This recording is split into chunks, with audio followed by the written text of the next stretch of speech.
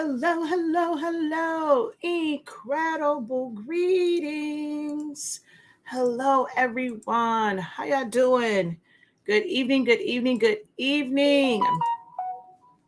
All right. Let me go ahead and get this shared out. My little one is already called about assistance with homework, his language arts homework. So I gotta do this real quick. So that's also going to give me motivation to not be here too long. I've done kind of the one-on-one. We have some new some folks who have found us who are new to us. So I want to kind of just go over Sublimation 101 for new subbers. This is going to be information that's going to be great for those who are brand new to this or maybe interested. If you're someone that's kind of already doing sublimation, some of this information you may know. You may want to stick around and just see if there's any little nuggets that you can take from this. But this is really going to be geared towards those who are new or who are interested in sublimation. Maybe you've heard about it, seen it, in the different craft groups that you're in, different creative groups that you're in. So we're just going to go ahead and break all of that down for you guys today in about 30, 45 minutes or so, okay? All right, so let me go ahead and get this all shared out. Let's go over here. All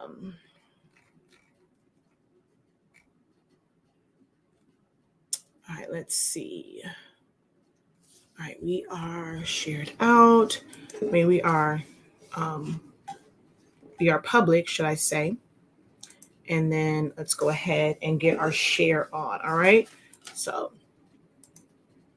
I mean, I know it technically in my Honesty Speaking group, I think most of the people over there know about sublimation, but we're still going to share it there just in case there's some information that you're not quite sure of.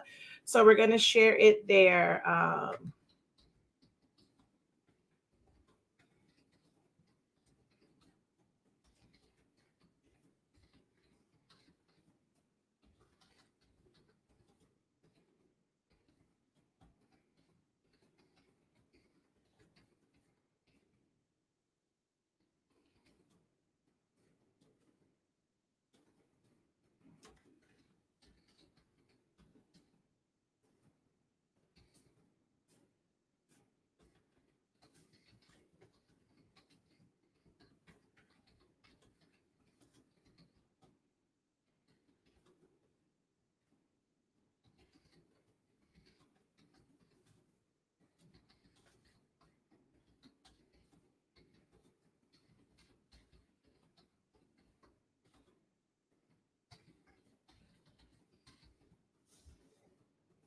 All right.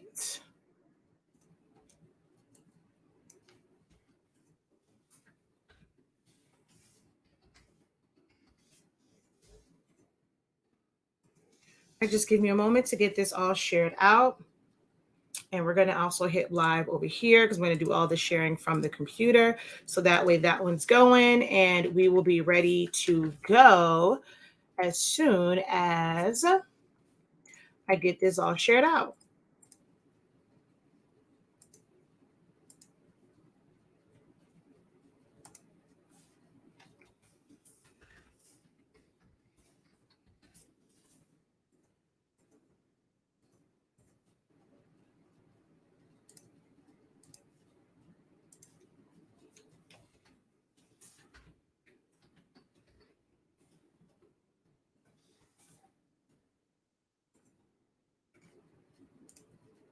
Alrighty. Come on. Alrighty, there we go. All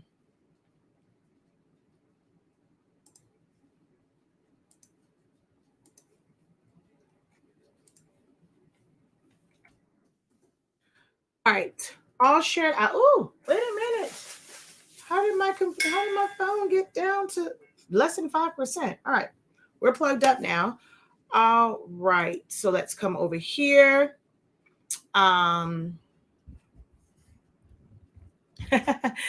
you for that. She says, I've never listened to one of your videos and didn't get some golden nuggets. Thank you for that. All right, so let's go ahead and get through this introduction. Okay, wait a minute. Hold on. Let's see. What is this? Alrighty. I don't know. I saw something on my phone. Give me 1 second, y'all, over here. I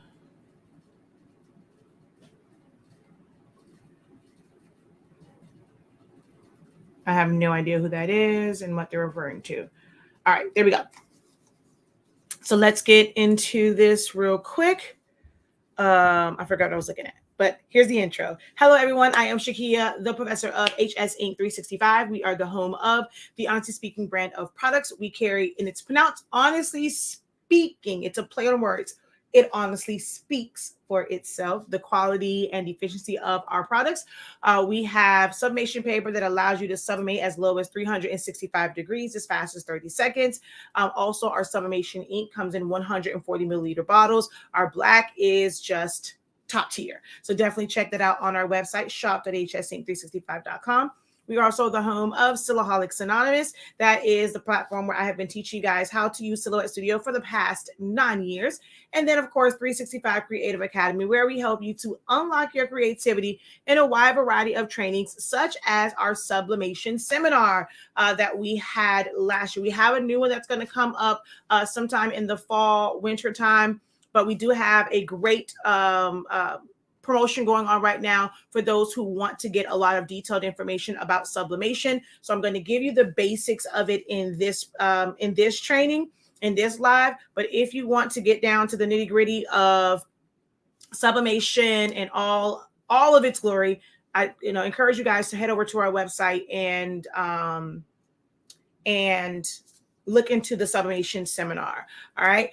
If you want to know the code for a very special discount, go ahead and put seminar in the comments, and we can, just kind of have that now so I can see if we have some people who will need that seminar. And I'm going to ask it again as we get towards the end.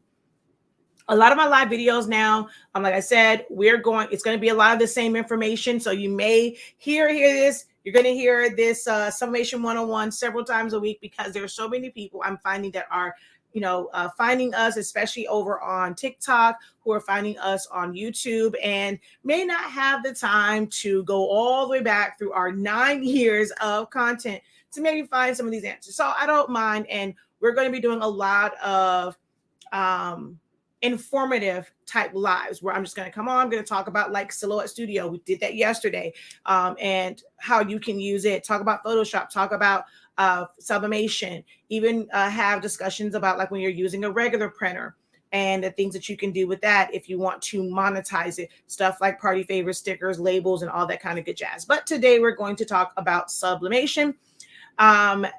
What it is, how you can use it, how it can be beneficial to you on both a crafter or hobbyist level, as well as on a professional level, whether you are reselling items that you make with sublimation, or you're going to incorporate using sublimation for your business and create promotional items or create things that you need for your business. You don't have to sell it. That is one of the biggest misconceptions, is that once you get into something that is creative, something like printing or something like sublimation, that you instantly have to like sell that finished sublimation product to someone.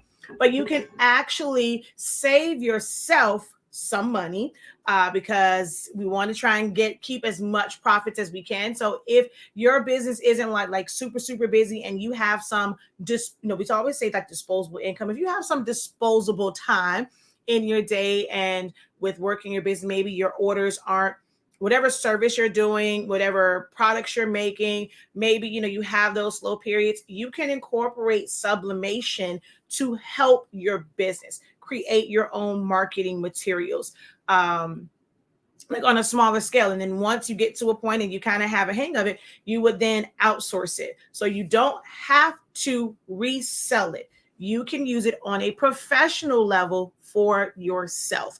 Or if you are a creator, you can use sublimation to create gifts, or maybe just make your own items.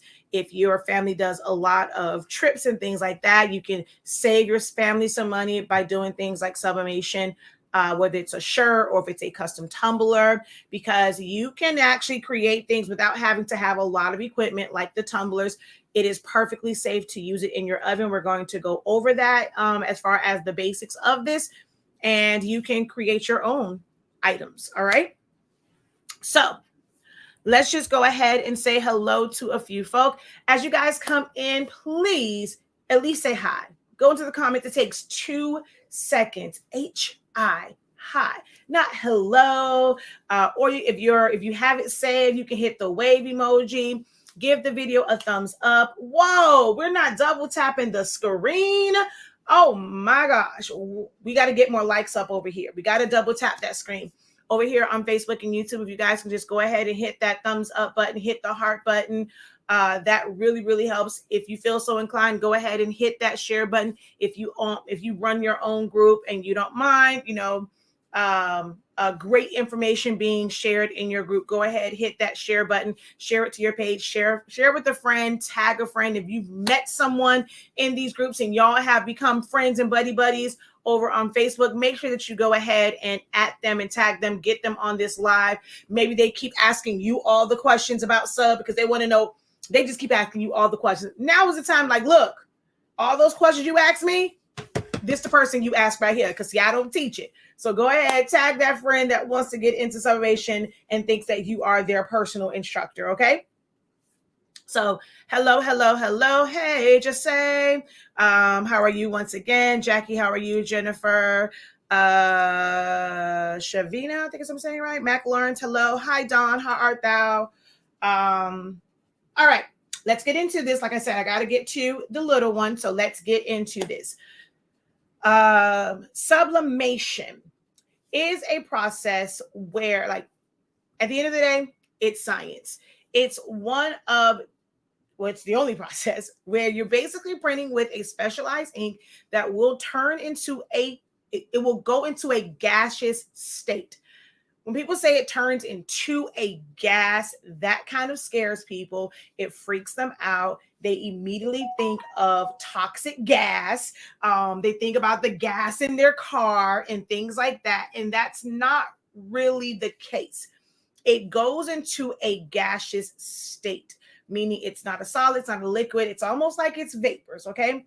And that happens once it's heated up. And that gas needs to go somewhere. It will bind to substrates that are coated in a poly coating, polymers. So there are things that are made, from polymers, and then there's also synthetic fibers such as polyester, spandex, nylon, satin, microfibers, certain microfibers, things like that are synthetic fibers that the gases will basically bind to permanently. It's something that's a natural fiber, such as cotton and silk and things like that. It does not take that gas. It will not, it just won't take it. So you have to, this is going to be the first thing. You have to understand before you go out and buy any printer, before you go out and buy any ink, before you go out and get any paper, it is important to understand what you can actually sublimate to.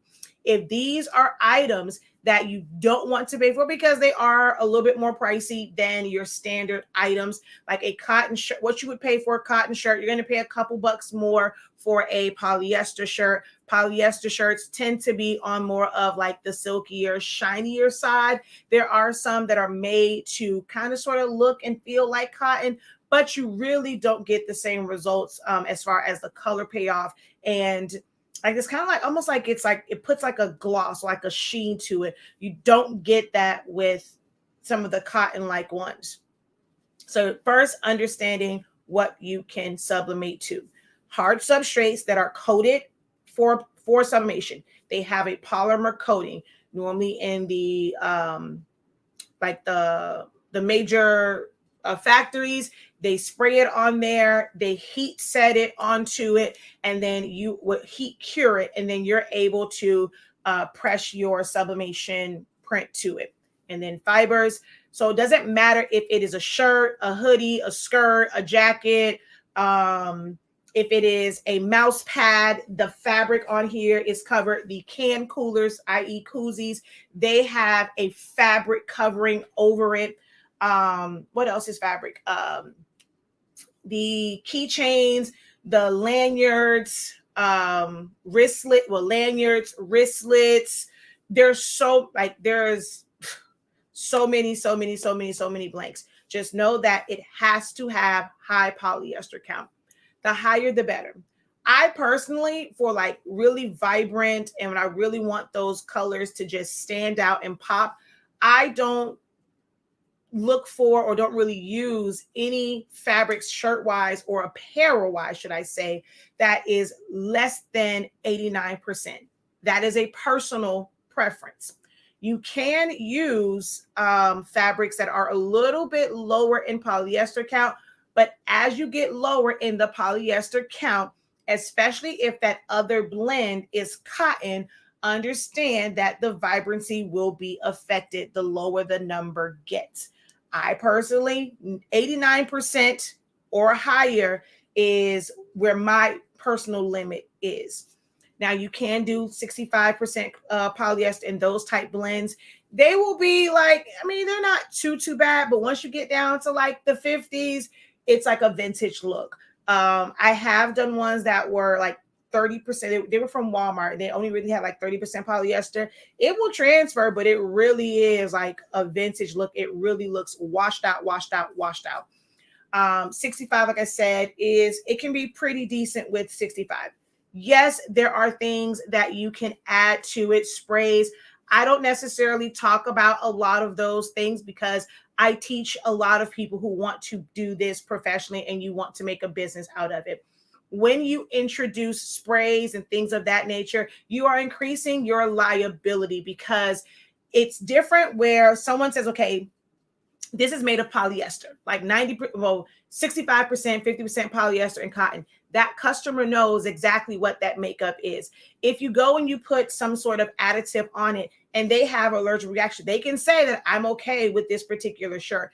The label has everything, but once you add something to it, if they end up having a reaction, you're not going to know if that's from just maybe something within the shirt, how the shirt was made. You have added something onto it and now you can't tell. And now you're putting yourself in a higher liability bracket. So I personally don't spray anything on shirts. I don't teach about spraying anything on shirts. I definitely don't recommend using the polyacrylic and all those, mixing it with water. If you choose to do that, there are several videos that will show you how to do it. If you want to do that quote unquote hack, do the research on it, do that at your own risk. But on this platform, we do not teach that. We teach that if you want to do sublimation, you are saying you want to do sublimation and you are going to press to the things that can be sublimated. Okay. So yeah, polyester or synthetic fibers, poly-coated substrates. Normally with these, when the coating is put on it, it's in a more controlled environment for them to heat that up and for them to heat cure it. When you are putting makeshift ones on there, you have to be careful about like your PPE gear, like, personal, like your protection gear and wearing masks and stuff, because you don't know how that's going to affect like in your area and you heating that up. Even once it's like dry, some people just let it dry, but when they're making these substrates, it's not just okay letting it dry, they're heat curing it.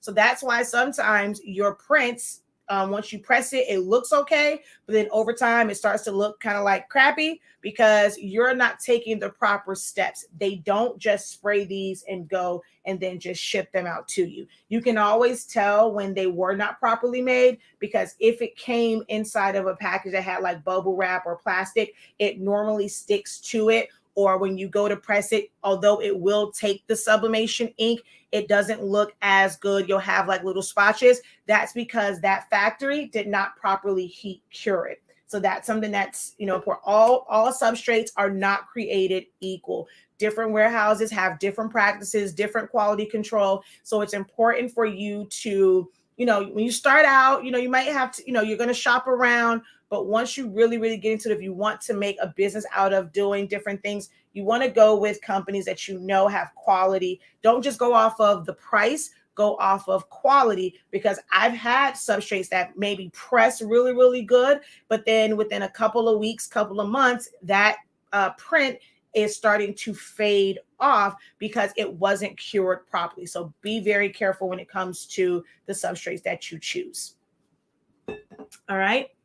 Oh, we're going to talk about that. Don't worry about that. He's like, where'd you get the color chart? We're going to talk about that, because this is as soon as we get into printers and stuff like that, this is one of the first things I recommend that everyone does. So we're going to talk about where this comes from. Okay. So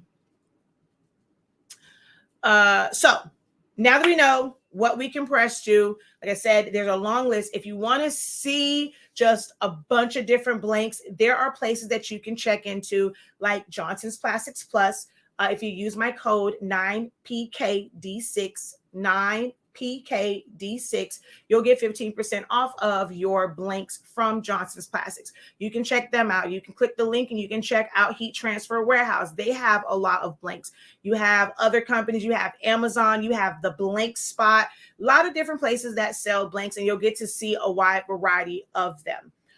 You'll be surprised that a lot of the things that, we see every day, people always say, oh, well, my customers don't want like the shiny shirts. If they're wearing jerseys, that's polyester. So when they're saying, oh, they don't like polyester shirts, my customers don't like polyester shirts. They want cotton shirts. They don't like the way they feel. If they're wearing jerseys, they're wearing polyester. A lot of the women that have like a lot of the summer type dresses, and like the ones that have like a little stretch to them, that design is fully sublimated. They will take a piece of fabric and they will sublimate the whole thing and do what's called cut and sew, and then sew it together. That is polyester. So you'll be surprised that the same customers that say, oh, I don't want a polyester shirt, I only want cotton shirts, and you're trying to find that cotton feel, they actually have quite a bit of items in their closets that are polyester. So just show them the benefits and show them the colors. Take really good pictures so they can see that, how, like the differences between those, like the fabrics, if you're using one that's like a cotton and one that's more like a real polyester. I'm not a big fan of like the super, super shiny ones, unless it's like sports related. But I like Sports Tech and Team 365, and they're not too shiny. I prefer 100% regular, semi-gloss, semi-shine polyester. The colors just pop on them. So what do you need to actually now create? You need a printer. There are several companies that sell printers that are made for sublimation, and then you can convert. If you are somebody that is just getting into this, you can convert a printer. Most commonly, they are Epson printers, because the cartridges, they make refillable cartridges for them. They're going to look something like this. This is a larger one for the 812s, but they also have smaller ones for different ones. They all have different chips. There's different numbers, so they're not interchangeable. You have to get the proper cartridges for the printer that you have. And then when it comes to the EcoTank printers, you just kind of pour and go. So Epson printers are most common for converting. There's a multitude of printers. I just did a video breaking down printers. I'm not going to go through that again. Go over to our YouTube channel, Honestly Speaking, and look at that video where I broke down all of the printers, the differences between the different EcoTanks and Workforces, and the price points, how it prints. Go check out that video, or you can get all of that information from our sublimation seminar. Right now on our website, shop.hsink, until like 30 minutes after the completion of this live, you can get the sublimation seminar. If you want that by itself, you can get that for 50% off, I believe. Yes, 50% off. It's automatic in your cart. But you can get it 75% off if you purchase 8.5 by 14 or 11 by 17 paper, and also include the sublimation seminar in your cart and use the code SUBLIFE. You must put that in. That one is not automatic. SUBLIFE. You can get the sublimation seminar. It's a 6-day seminar for 75% off. 8.5 by 14 fast dry or 11 by 17 fast dry paper only.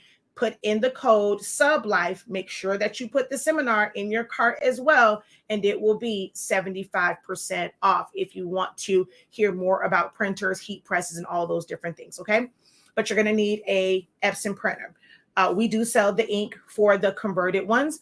For the ones that are genuine, I recommend utilizing the ink It can be pricey for things like the Sawgrass, but you're going to get color accuracy. Do know that whenever you are converting a printer, yes, even eco tanks are converted. You are using inks that were not intended for use with that particular printer. Your colors are going to be affected. It's almost impossible to get 100% like complete color accuracy when you are converting a printer. I don't care what ink it is. I don't care how great they say it is, with a profile, without a profile, you are converting it. That ink, legally, they can never make this ink to where it's going to match how that printer is supposed to print out. So do know that you are going to have some differences in color. It's just a given. No way around it, okay? There are small format printers, large format printers. So once you get your printer and your ink, it must be sublimation ink. It can't be dye-based ink. It can't be pigment ink. It must be sublimation ink. That ink is made in a certain way to where once it's heated, it goes into that gas state and it binds to the polymers or polyester, okay? So you're going to get your ink and your paper. Can you technically use non-sub paper? Yes, you can. It will still transfer. Sublimation ink, once it's heated, it will transfer. In the sublimation seminar, you're going to see where I actually print to colored cardstock, and it still transfers. The quality is not quite the same. The crispness is not the same, but you can, in a pinch, or if you're just learning before you start to sell things, you just want to kind of get a feel of it, maybe not use up all of your good, honestly speaking, ink. Can you go and practice your techniques, practice your taping for tumblers and things like that with regular copy paper? Yes, you can. You will need to have butcher paper for it, but you can use regular copy paper. So I'm going to show you these two tumblers. One was done with copy paper. One was done with, honestly speaking, sublimation paper. So there is a very distinct difference in the, like, if you look at the yellows, you can really tell the difference in the color and then in the gray section. So if I go to this side, so you can see the sparkle and then the sparkle on this side. So we're looking at the color here. We can see how dark, I'm going to pull it up. Well, I should probably go this way. I'm going to, hold on. There we go. So this is the sublimation paper. This is the copy paper. There is a difference in color and how dark that part is. If I bring it up to you, you're going to see there's like little white specks from the regular paper that can end up on it, whereas this one does not have those white specks. So I'm going to bring this up for you guys to see as well. So this is the copy paper. This is the sublimation paper. You can tell the difference in the saturation of color. And then if I turn it around, you can see the difference in the yellows and the vibrancy and saturation of that yellow. Same thing here, okay? So if you look at that yellow, this is the sublimation paper. This is the copy paper. So you can see the difference in the yellow. So you can use paper. Sublimation is a process. It is going to, you can print to a brown paper bag if you want. It's going to transfer once it gets up, it's heated to the proper temperature. It will transfer. So actually I saw it at the bottom, but I'll show it here too. Just those white specks, copy paper, which you can see there, copy paper, sublimation paper. Honestly speaking, sublimation paper to be exact. Both were sublimated 350 degrees, 4 minutes in an oven, but there is a difference for it, okay? Yes, the sublimation paper one is definitely darker. So you're going to need sublimation paper, and then you're going to need a heat source. Whether that heat source is a heat press, if it is an easy press, whether it is a Vivora one, a Cricut one from Amazon, it doesn't matter. It's just a flat, no holes, no steam press. You're going to use that. You have vacuum presses. For hard substrates, you can use an oven, you can use an air fryer, you can use a convection oven, you can use a mug press, you can use a tumbler press. as long as there is heat, you are able to do the harder substrates.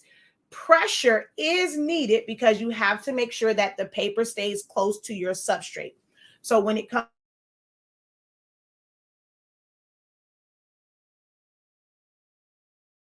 if you are using a tumbler press or a mug press, when you close it, you get the pressure to keep it tight. And if you're using an oven of some sort or an air fryer, how you tape your substrate gives you the pressure. Or you can use things like shrink wraps, silicone wraps, whether it's the metal clamp ones or just the sleeves. So you can use those to create the pressure to keep your paper tight to your substrate, especially if it's an odd shape. But you're going to need a heat source. We don't recommend that you use anything. I just saw this in a group. This is actually what prompted this, was somebody was like, oh, I have one of those big steam irons. Steam, no good. Like, you don't want that. If you have any, like if it has steam, it normally has the holes because it requires heat. Wherever that heat touches the paper is where, you know, how it's going to transfer. If you have steam holes, even if they're really small, you're going to see that in your print because now that is not direct heat on the back of that paper to help transfer that ink and turn it into a gas and get on your fabric. So some people will say, oh, well, just turn off the steam and you will be able to use that steam iron. No, the holes is what is going to be the issue. Even if you put a cover on it, you take a chance of in those areas, it's not going to be even heat across your substrate. So we don't recommend a steam iron that has holes in it. It needs to be just a flat plate. Okay. It needs to be a flat plate. All right. So we went over the fact of like what you need to sublimate, what can be sublimated to, the printers that you're going to need. You're going to need actual sublimation ink, and you're going to need sublimation paper, or, you know, just really paper, but for the best results, sublimation paper, and you're going to need a heat source. All right. That's kind of everything just to kind of get into it. If you don't want to carry, like get all of that equipment, you can always purchase transfers. So a transfer just means it's ready to print. You have DTF transfers, white toner transfers, sublimation transfers, adhesive vinyl transfers, HTV transfers. It just means that it is ready to like press pretty much, or ready to use. So there are places that will sell sublimation transfers. They have pre-printed it out for you. All you need is the substrates and a heat source. Like I said, drinkware, hard substrates are great to get into because if you order transfers, you don't need any additional equipment other than what's in your kitchen, right? You have an oven in your kitchen. As long as you are not using like these polyacrylic and things like that, you're using actual heat tape. You're using the right type of shrink wrap. If you decide to use shrink wrap, it's not harmful. I don't care what anyone tells you. This is something I eat, sleep, and breathe. I would never put my customers at risk or my students in those. I am a responsible share of information, as Eric from the Blank Spot will say, and there is absolutely no harm. If there was harm in the sublimation process, as you go and you sublimate on an open bed press, you'll be at more risk just sublimating with an open bed or like a flatbed press than putting this in your oven. It does not go and stick to the walls and all that stuff, because again, if that was the case, you would be unalive from a regular press. There's nothing harmful about it as long as you're using the right things when you're putting it in an oven.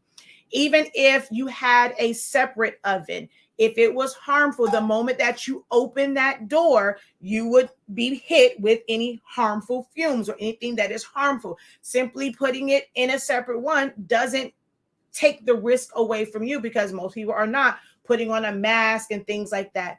If you are using things that they put off a lot of steam and things like that, you may want to wear some type of respirator, like some type of mask, because breathing in that steam all day long, if you're doing this all day, that can, affect your breathing, affect your lungs. So you want to protect yourself if you are exposed to it. It's not that the process is toxic, but just like with anything, if you're breathing in a lot of vapors, that can affect your respiratory system. So you want to protect yourself if you're pressing and you see a lot of steam, depending on the substrate that you are pressing to. But things like tumblers, normally you don't really have a lot of risk when it comes to doing things like tumblers and mugs and things, which is why people start with this. Okay, so that's all of that. Now, design with sublimation. If you can print it, you can sub it. It does not matter if it is a PNG, a JPEG, an SVG, a PDF, an Excel file, a Word document file. You can technically take a copy machine. Like if you have the printers that have the scanner, it has a copier on it, you can go and just get a picture of something, put it on there, print it out. If you want to sublimate your hands onto a shirt like this, and you want it to be your hands, and you want it to just be on the shirt like this, put your hands on there, let it scan, let it print out, and you're going to press it to the shirt just like this. If you can print it, you can sub it. There is no specific file type. Where the file types can, potentially be an issue is if you have a JPEG and it is a low quality JPEG, or maybe it's not quite like completely white and there is hints of color. If that color code is not the one for white, which is it's not all zeros, it's like FFF, something like that. Hold on, I'll tell you exactly what it is. I always forget.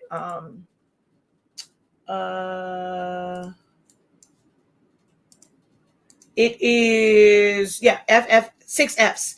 If it's not that and it's a pure white, even if it's like a hint of gray, with sublimation, because it is going to show those colors up. White, pure white does not print because printers do not have white ink. Sublimation printers don't have white ink. There's no such thing as a white sublimation ink. So that's going to be a void of color. What's going to be in that white area is just your paper. When you put it onto your substrate, your shirt, your tumbler, your mug, your keychain, your photo blank, your photo panel, your award, your whatever, the white of that is what's going to give you the white, which is why when you press to things that are color, you don't see white. Wherever there was supposed to be white, you're going to see the color of the fabric, the garment, the substrate. Okay. If it has a tint of color to it, when you press, you're going to see that box. That is why most people will recommend having a PNG file, because if it's transparent, there's no chance of having an off white. If you have an SVG, as long as it doesn't have like a box behind it that's filled with white, if it's just the components of it and the rest of it around it is transparent, it's not going to print. So this is why you will probably see and hear in groups where they're going to say use PNG files, use SVG files, but they are not the best files. You can use any, preferably high resolution file for sublimation. Okay. The next thing is going to be just kind of like getting set up.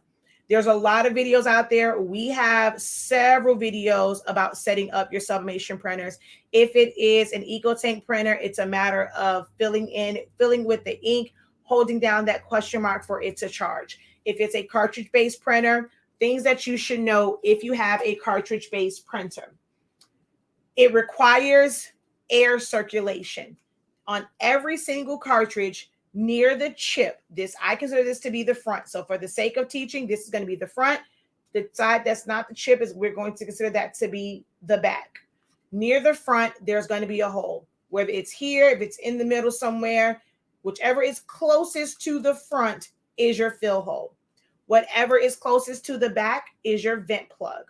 You will take out your hole. Sometimes they will come with 2 plugs. It's going to be 2 colored plugs like this. Sometimes it is 1 color plug and it'll have just tape across the back of it. Some of them will come with a color plug and a clear plug in the back, or vice versa. a clear plug in the front and a color plug in the back. No matter which combination you get, when it goes in your printer, you only want to have one plug, or if it came with tape, you want to take that tape off. But your front is always going to be your fill, whether it is squares or if it is circles, that is your vent area. You do not put ink into that. And when it goes in your printer, that needs to be open. That is how air flows. If that is closed, that's going to be the number one way that you get a clog. And you can do all the printhead cleanings you want. You can do all the purge files you want. It might work for a second because you're flooding your printhead, but eventually it's going to stop because there is no airflow. Cartridges do not work without airflow. Okay. There are going to be some cartridges, which I thought I had it up here because I normally have it. Oh, I do. It's right here. There are certain styles that have a center chamber to it. Okay. That center chamber must be filled with ink. We have plenty of videos on how to fill that with ink and how to basically prime your cartridges. So this is one that you can see that this is the chip side. The fill hole, it's way back here, but it technically is still the one that's closest to the chip. So this is the fill hole. This is the vent. When it's in the printer, this actually comes out. This clear plug comes out if that's in the back. That has to come out. It goes into the printer just like this, okay? Just like this, so that there can be airflow. If you have it like this, or if you have it like this, and that's open, it's still not the proper airflow because of the vent plugs that's there, that the air needs to flow through there. If you have it like this, you're going to have issues. It must be one plug. It can be like this. You can not use the colored one. I recommend it because it's a little tab, but it can be like this. However, nothing can be back here. And then you'll just have to this. See, now with this, when you do it like that, you have to use something to get that out. I normally use the little the syringe, the needle to kind of get it out, or you just have to use something to get it out. But when you use this one, it has a tab. So I recommend always using the one with the tab in your fill hole because it's going to be easier to take that in and out. You also have what's called a continuous ink system. It doesn't just keep going unless you have a chipless firmware. But the continuous ink system, you just don't have to fill a small reservoir like this. You would fill the tanks on the side.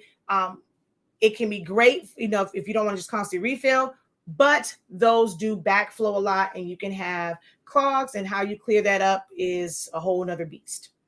All right, so cartridges, this is that. So someone says, question on the last cartridge, how do you reset the chips? You cannot reset the chips for the 812 cartridges. You must purchase replacement chips and you take them off like this. You get the new chip and you put it on, but you cannot reset these. The old style, you could reset. These, you cannot. Great question. Thank you for that question, Honesty.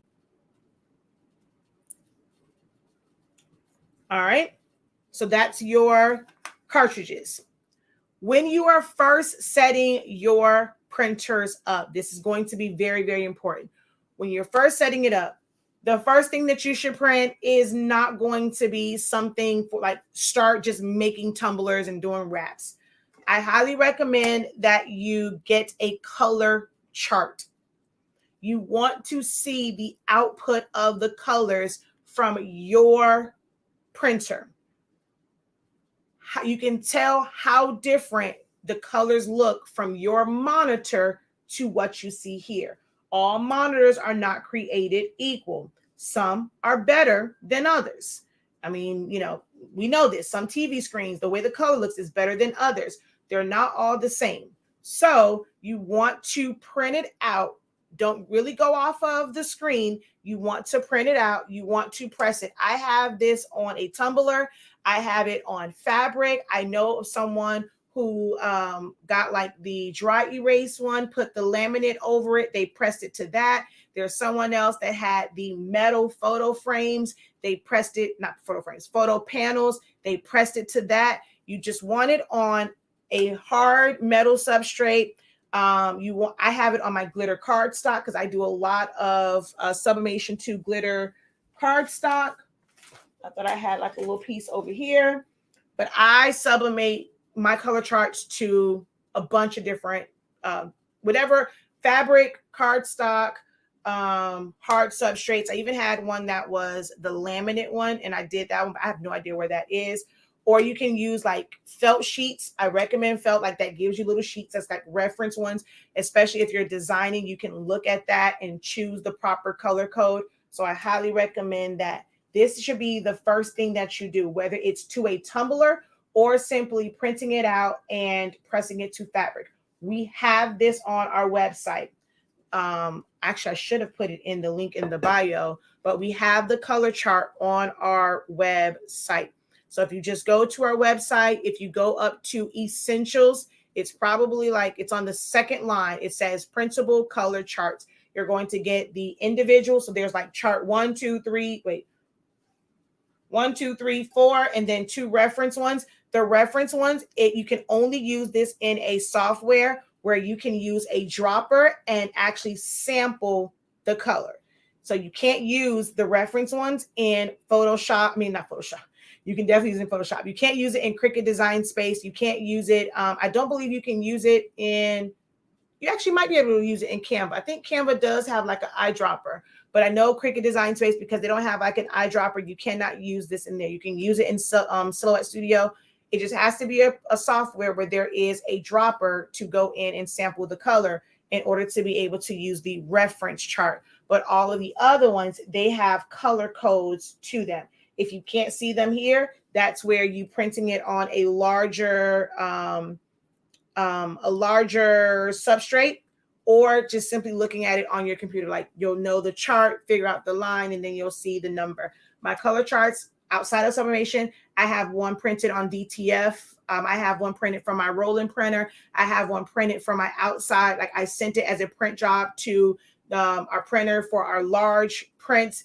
Anything that I get printed on, I have this exact same color chart on, because you will see the difference in the color. There have been times where if I'm going to do something in Sublimation and maybe something in DTF, the Sublimation one may have been a certain color code, but the DTF one was slightly different so that they look the same. You want to use color charts. This should be the first thing that you do, whether it's for a tumbler, if it is for fabric, if it's for felt. This is going to be the first thing that you do. It's on our site, shop.hsink365.com. Actually, right now, I'm about to add it to the Linktree. So if you click the link in the bio in about 2 seconds or so, or after this, I'm going to add that color chart. It's going to be to the top of the, Linktree, okay? And you can go to the website and you can purchase this. All right. Let me see. Did I see another question over here? Oh, thanks for answering is what you said. All right. Cool beans. Okay. The next thing that you want to do once you have it all set up and you do your color charts is, I recommend doing, hold on, I forgot to bring it over here.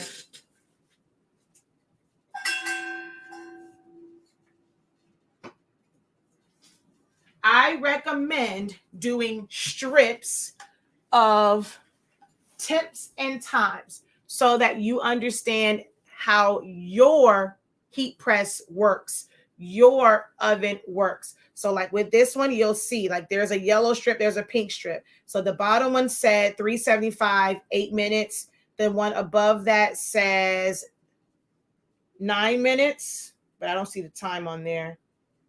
375 as well, 9 minutes. And that's what, once I did that, when it came out perfect, I then subbed it. This is one that I use over and over and over and over and over and over again. It gets hot when you're using an oven, so you will let it cool. But I did strips, and this is how I found out what was the best temp when I was using first got into like tumblers and just testing it. So this right here, like 350, 5 minutes. Now it looks crazy now because every time I heated it up, the colors would come off. But I eventually found what color works. I recommend just having a tumbler, or even if you're going to have like a photo panel, you want to test your heat press to test the pressure, to know the temp and time, because it varies by paper. Some people, like when you buy substrates, they will recommend things, but your paper can change that. Our paper changes it. The temps and time that you will get from most vendors for their substrates, our temp and time is going to be a significantly less. So it is a combination of the substrate, but also knowing the paper that you are using, which is why for beginners, or if you want to go back, if you've been doing this for a while, you've had some frustrations, I promise you, if you do the things that I suggest that beginners do, it will ease a lot of your frustrations. Your color charts, I recommend getting some white felt as well as getting colored felt. It's cheaper that way. You can get felt.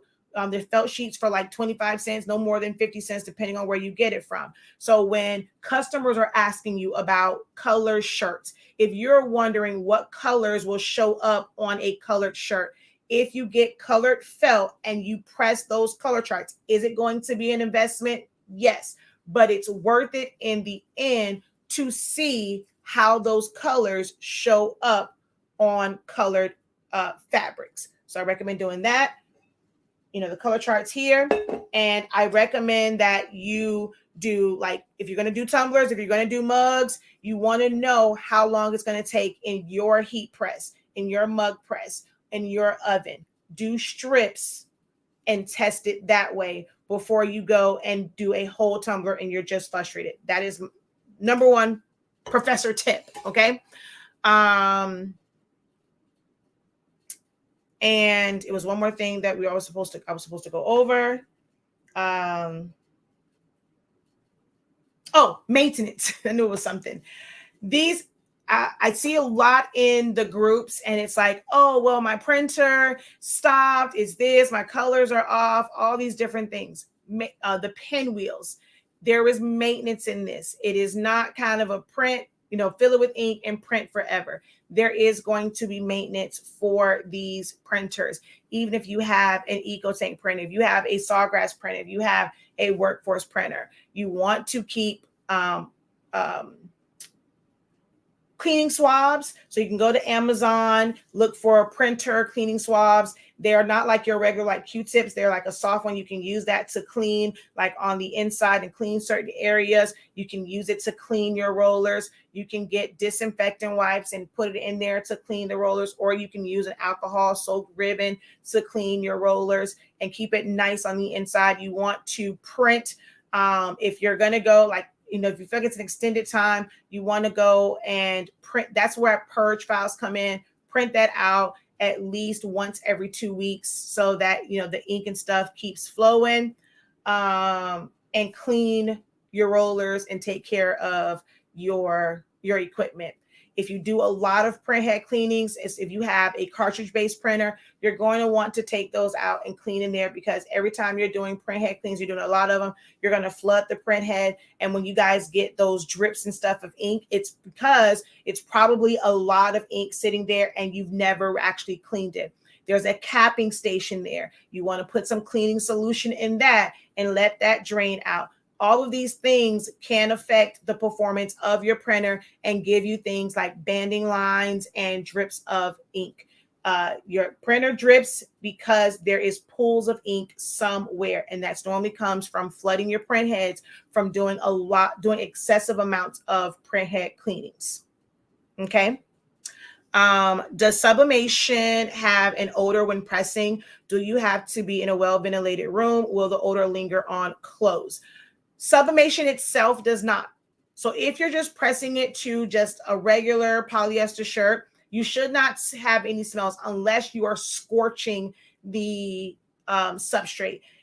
That's an important one, but it's kind of in the seminar. Heat gun. I recommend that everyone who does sublimation, I thought I had one here, gets a heat gun. My heat gun was over here. I have no idea where it went. It was on my desk. Because when I got my Hotronics, I paid $2,000 for this Hotronics printer. I mean, heat press. And it was 20 or 30 degrees off. So here I am. This is before we had Honestly Speaking paper. I set it to 400 degrees. I'm pressing. Everything is turning brown. Like it's burning. I'm like, what in the hell is going on? Like, I didn't know what was going on. I finally did I don't know what it was. You should always test your heat press. But here I am thinking, it's not like a little cheapy one. I just paid $2,000 for this thing. There's no way that the heat will be off. Sure enough, 20 to 30 degrees off. So it was burning everything. Get a temp gun and temp check your heat sources. I don't care if it's a heat press, if it is an easy press. So that's the only time that you will really probably get a smell. The other thing that's going to cause things to smell is like what you're pressing to. Whenever I use craft paper as like a barrier, if I'm doing like a large all over print and want that to catch the ink because it's really, really big, that puts off a smell because of that type of paper. Certain MDFs will put off a smell because it's like you're heating up wood. Heating the metal, like the metal cards and things like that, not necessarily the tumblers, but like any of the soft metal, like pliable metal substrates, especially the business cards, the bookmarks, things like that. They can, over time, if you're doing too many of them, especially if you're doing 400 degrees for 60 seconds, can let off a smell, which is why our paper is absolutely amazing, because you're not heating it up that high and for a long period of time. At 365, at 350, 30 seconds, 45 seconds, you're not scorching it and you're not going to get that smell. Well ventilated doesn't mean that you have to have a window open. This is a pretty decent sized room. It's not like I'm kind of closed in. It's really open. We have an HVAC system. That is usually enough. If you're in like a really tight place, if you're in a basement where there are no windows, even if you have a good seal on your window, like just kind of having that there, it's still a little bit, there's air circulation. But if you're like in a basement, if you're in a tight space, you may want to wear some type of protective gear, because the steam from certain things can affect you, or if you're breathing that in, you're pressing 8 hours a day, 5 days a week, like that's what you're doing. You're going to want to protect yourself. But if you're kind of like, okay, I'm going to press some things, but then I also do other stuff, just having your heat press on, it doesn't affect you. But if you're constantly going to be pressing, and if you're using a paper, you're using an ink that lets off a lot of steam. We have a video at the height of the pandemic when my husband was doing some masks. We didn't have, we had our paper. We were trying to use up some other paper. And man, oh man, at that 400 degrees for 60 seconds, the way that paper, that paper held so much moisture, it was so much vapor and steam in the room. It didn't affect Even, but I sounded like a frog because I was breathing that in. So it affected me a little bit different. But when we were doing our sublimation paper, that was 365 for 30 seconds, we did not get all of that steam. Like it got to a point, it was like, we cannot finish the rest of these masks with this paper. Like we threw away a bunch of paper that we had just freaking purchased because we had our paper and we were waiting for it to come in, but we had like the sample packs and we ordered cases for ourselves to just kind of test and stuff like that. That paper sucked. I'm not saying it just because we sell paper. The proof is in the video. Like we did this live.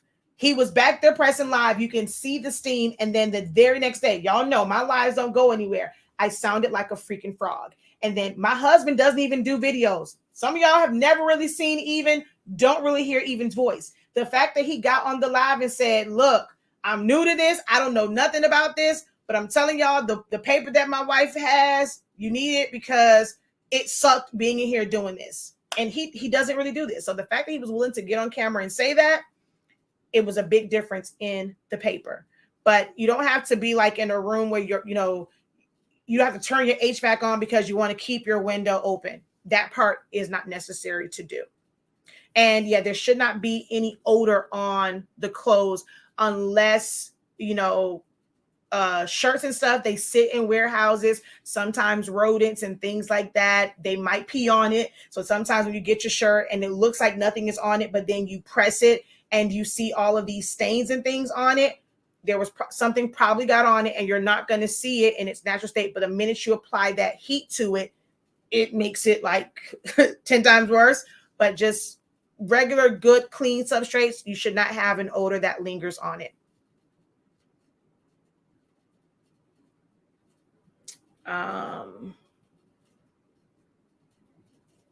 Okay. I sub tumblers at 370, 75 seconds, spin it, then 370 for, so if you're using, those are temps and times for if you are doing a, if you're using a press. The joy of our paper is you can still do, like if you're using direct heat onto a tumbler, you can actually press it 365 for 30 seconds. So it's still very efficient when you're using our paper. 365, you can do 30, 40-second presses, rotate it and press it that way. But if you're using a tumbler press, yes, you may end up needing to do, some people like that where they're going to say like 75, it's like, 75 seconds. But if you're using an oven, like for us, we use our regular oven, I can fit anywhere from 10 to 15 tumblers in there. And I'm still going to sublimate them all in 4 to 5 minutes. So while you to do 15 tumblers at 75 seconds for 2 different presses, you'll do the math on that. But if you are using something like an oven, because you're doing like large orders and you're able to put them in an oven and get a bulk of them done in 5 minutes, it is more efficient that way. Okay. Oh, okay. We're at an hour. I got to go because I got to go help the little one with his homework. I said like 45 minutes, but I'm going to come on, and this is kind of the information to get. Some people are brand new to it. They don't see those videos. They don't know that they're there. Sometimes when they do a search, our videos don't come up. So if you end up seeing it again, you're going to see the title, Sublimation 101. I'm pretty much going to go over the same information. If you have a question, then feel free to go ahead and post your question. If there's something that you wanted to know that was not answered in this one, leave it as a comment, guys. I will go back. I will see the comments. We'll take note of it, and we'll try to make sure that we include that in the next time that we do the Sublimation 101 live video. Are you seeing my messages? No, I think I saw it in the beginning. Let's see. Thanks for the answer. Your name. No, I don't see any other comment from you other than that one. I see where is that your name that you like the video, but no, I don't see a message from you. Devon, I'm all the way up. Nope, I don't see anything. So go ahead, repost your question. Okay, so someone else says this is the first time I've seen it since I came in. Yeah, so I guess it filtered it out. So I'm not sure what you were asking, but try and reword it because it filtered it out. I do use a tumbler press, but I need to invest in an oven. You can invest in the oven. You can take my word for it or not. The oven that we cook in, as long as, so there are different, like when it kind of first blew, especially around the pandemic time, people were using the shrink wrap that you would use for like, that it's meant for stuff like this, even though it was like a sleeve and it was clear. Those were not meant for high temps, and it stunk like crazy for a lot of people, and they don't like that smell. But I just use heat tape. If you get the heat tape from our website, it's non-staining, non-marking. It does not have an odor. I use painter's tape. It does not have an odor. I did a tumbler for someone that came to pick up their crown. And while she was waiting, she waited while it was in there. And I asked her, I said, do you smell anything? She was like, no, it does not put off a smell. Our paper does not put off a smell. Our tape does not put off a smell. And the Dollar Tree tape that we, I recommend, the painter's tape, does not, there's no odor at all. Did I get my coffee? Actually, I didn't get any coffee today. Oh, you left a super chat. Thank you, Dawn. I didn't see that. Thank you. The comments kind of went up and I didn't see it. On a new live, can you help figure out how to make templates that I can reuse in Silhouette Studio? So we do have trainings on that. If you do the 30-day training, We have a day that goes over templates. I'm not sure what type of template you're wanting to create, because you're saying templates that you can reuse. Anything that you make, you can reuse. I'm not sure if you're just trying to change out a name, if you're trying to change out a picture. For those, sometimes Photoshop might be a little bit better. If you want to keep it in the same formatting, Photoshop might be better. But as far as like a template, just really depends. We have a template vault where I have measured out certain things, whether it's I scan it, I trace it in, if I have measured it and I've made them. So we do have a template vault that has a lot of different substrates in it, and it will already give you the shape. And we've done different ones on like using if you have a printer that has a scanner, you're going to scan it and then you're going to bring it into Silhouette Studio and trace it. Yeah, Raquel, if you're commenting again, it's not coming through, love. I don't see anything there. So I'm not sure if you want to try and jump on over on the YouTube real quick and maybe post it there, but no, your messages aren't coming through.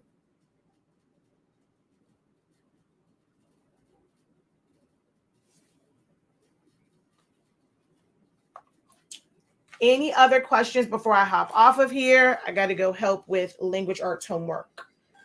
Any questions? Like I said, though, you will see more of these where I'm going to pretty much go over the same information. And this is just really for newbies, information that I feel like you really need to know before we go and invest in doing sublimation.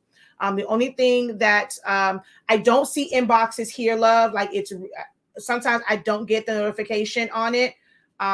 So if I don't, respond right away, try to maybe send it to me on Facebook, or you can email me so I can see that. Are you seeing it now? So I can see that. So you can send it to me.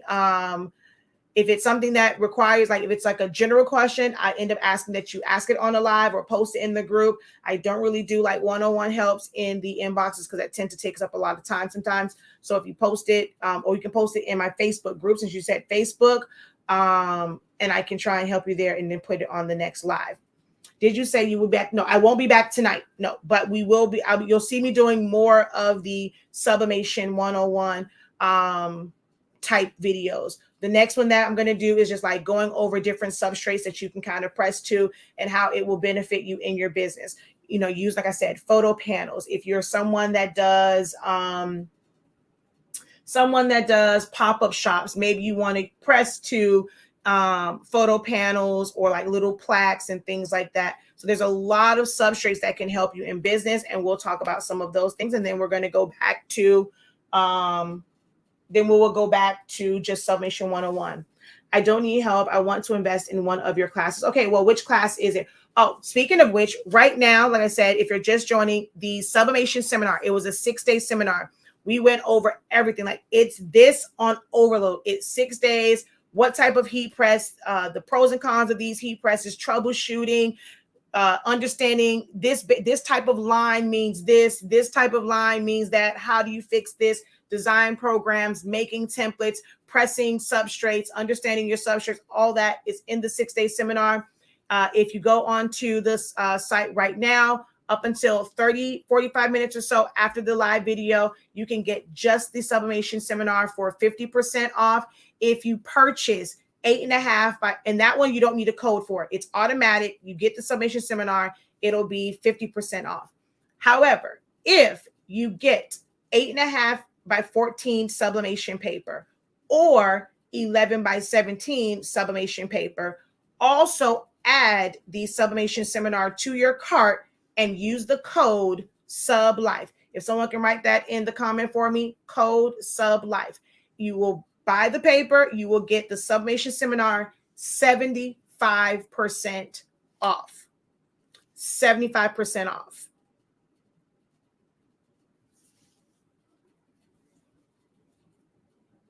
Yes, Honestly Speaking is the name on YouTube or Silaholics Anonymous. I think I'm on Silaholics Anonymous as well.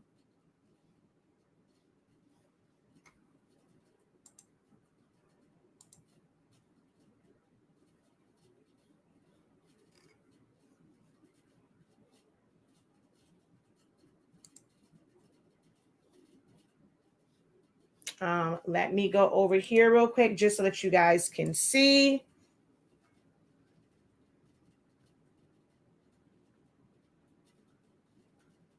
All right, so that was the other. I'm going to take that one out. Oh, present, share screen, entire screen.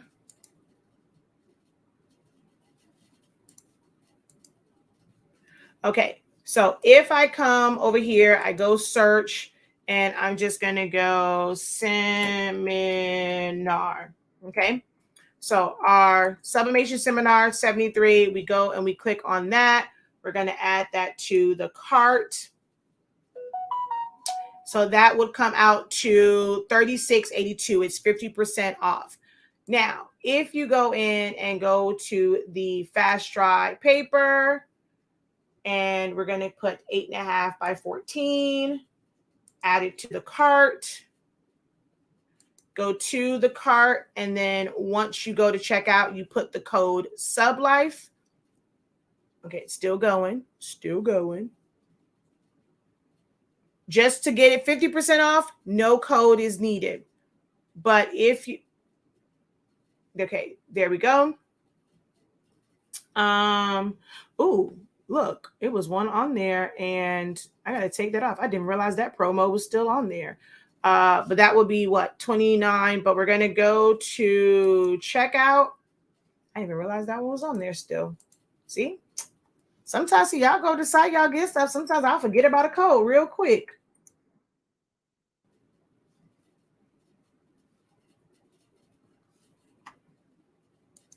What that thing said? July who?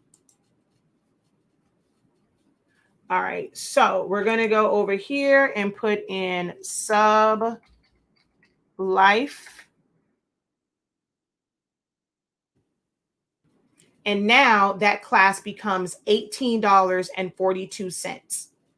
So you have to put the code in, and you can buy 8.5 by 14 or 11 by 17 paper. You put in the code sub life, and that seminar now is only $18.42.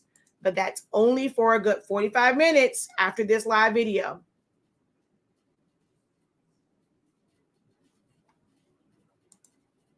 So sub, oh, you guys can barely see it, but you put the 8.5 by 14 or 11 by 17, depending on which size printer you have. You put in the code sub life, and you're going to get the seminar for $18.42.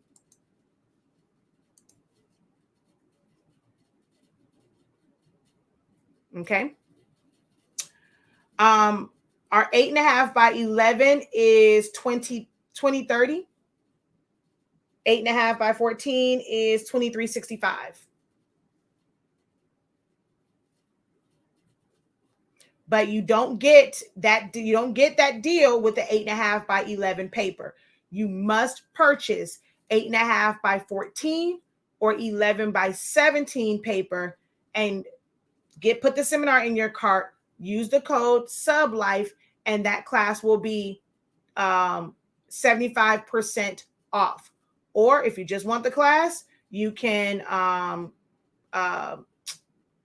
if you just want the class, you can do just the class. It is 50% off until the end of the live.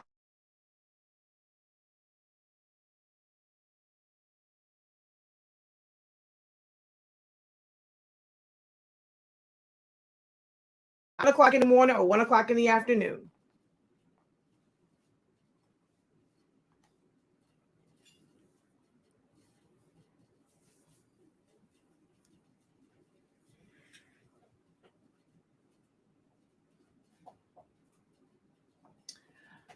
So do you keep your air vent hole open always? Yes, that's what I said in the beginning. You cannot put anything in your vent hole when it's in your printer. It must remain open in order to have airflow. This is the number one cause of a lot of people's ink not flowing. Like, I just set it up, it's not working. It's usually, the culprit is usually they did not prime their cartridges, if it's the kind that needs to be primed, or they have the vent hole plug. It requires air circulation.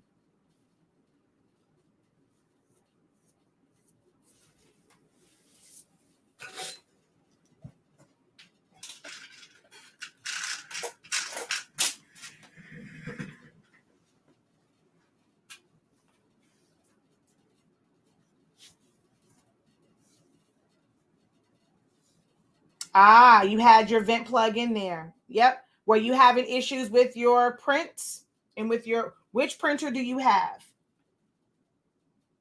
Which printer do you have?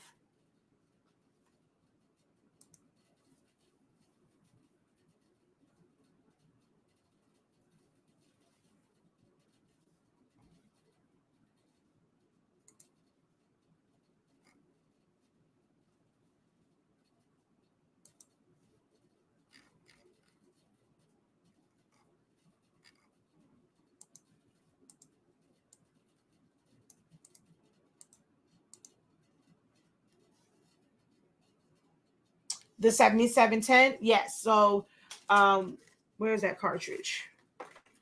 If you have this style, you have to prime it. We have a video about priming. If you don't have this style, I recommend that you get this style. We sell it on our website. It makes the ink last so much longer. But there needs to be ink in this part right here. And when you put it in your printer, there should be nothing in your vent hole. Well, hey girl, what are you doing today? We are talking about Sublimation 101, but I'm actually wrapping up.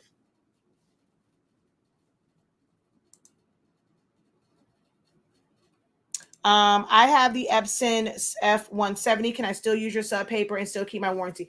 Yes, you can use any paper. What affects your warranty is, sometimes the ink. And then when it comes to that particular printer, because it is a sublimation printer, the colors, let me show you, right? I don't recommend that you use a third-party ink because it's a sub printer. We use third-party inks only when we're using a printer that's not intended to be used for sublimation. This is Epson's. This is the ink bottle that came with your printer. This is sublimation ink.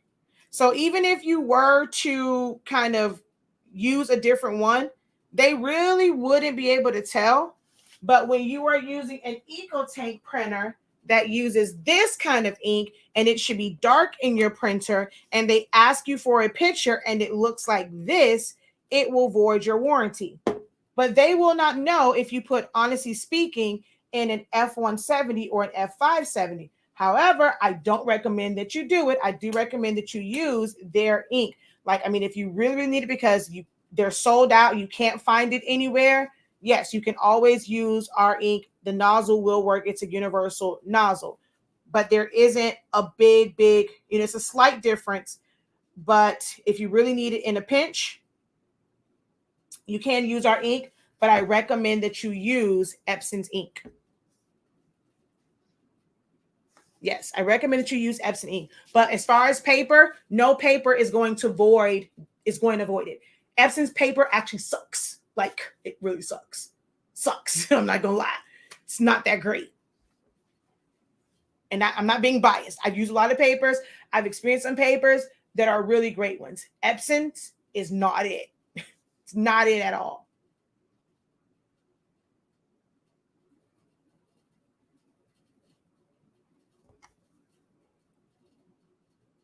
See, he said, yes, it does. Try it out.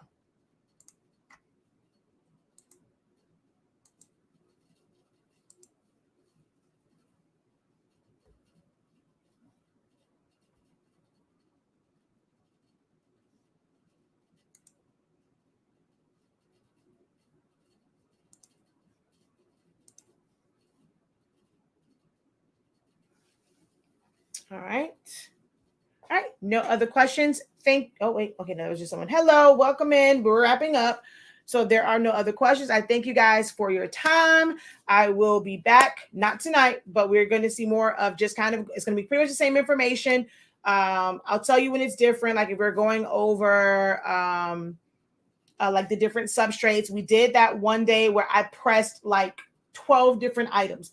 Don't know when the next time I'll do that, but I'll probably show examples of them. Like if you guys were on that one, that one was amazing where we press, like this is a MDF wood keychain, things like this. The wood itself, when you're heating it, it will have a slight odor to this because it's like burning wood. I did this one on live on TikTok yesterday actually. So you can do mouse pads and things of that nature. Worked with a Have you worked with a chip resetter? Yes. So chip resetters only, we sell them. We are sold out right now. We should have some coming in. Chip resetters only work with cartridges that have resettable chips, and they're called auto reset chips. If the chip is sold to you and it says that it is a single use chip, you cannot use a chip resetter. There is no chip resetter for the 7820, 7840, 7310, C7000. There was no chip resetter. You must change out the chip clip. You got to buy new chips, change it out. So the new workforce printers can get kind of pricey, which is why so many people gravitate to Epson EcoTank printers. I don't really recommend Epson EcoTank printers unless it's a 16600 or 16650 because of the ink and the color accuracy. But if you have the long cartridges, they're normally single use and there is no chip resetter for it. So someone wrote on my thing, oh, there's a chip. No, there's a chip resetter for the waste tank. The ink waste tank has a chip resetter. The cartridges does not, but we sell the chip resetters if you have the old school workforces.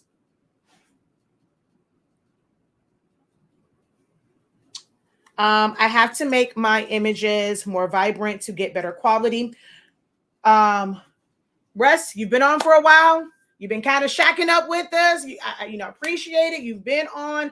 I have shown time and time again, not sure what's keeping you from pulling the trigger to try out our paper. We have a sample pack. So if you don't want to get the full 100 sheets, get that sample pack.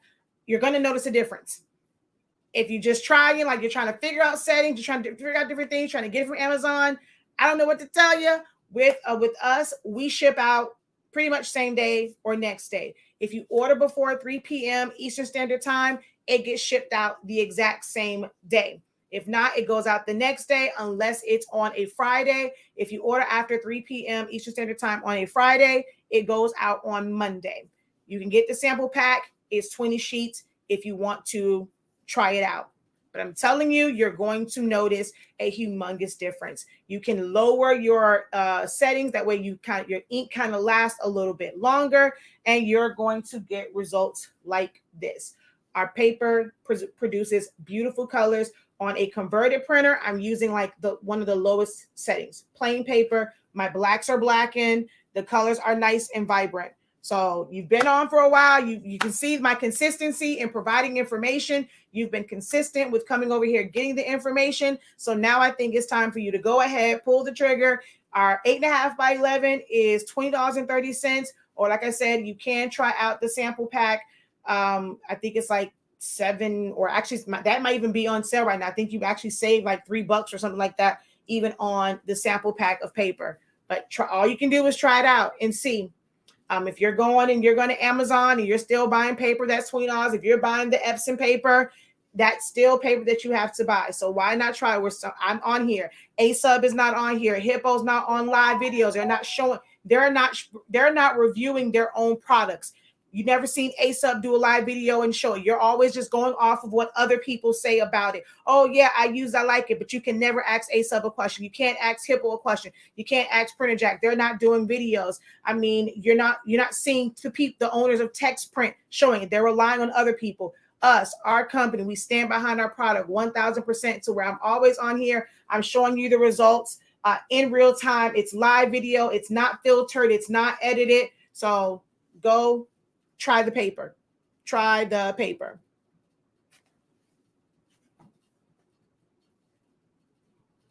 I will try the paper and tape it. What is Ariel?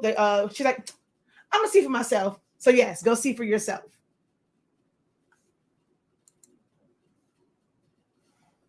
All right, y'all. Okay, perfect. You headed there now after the live.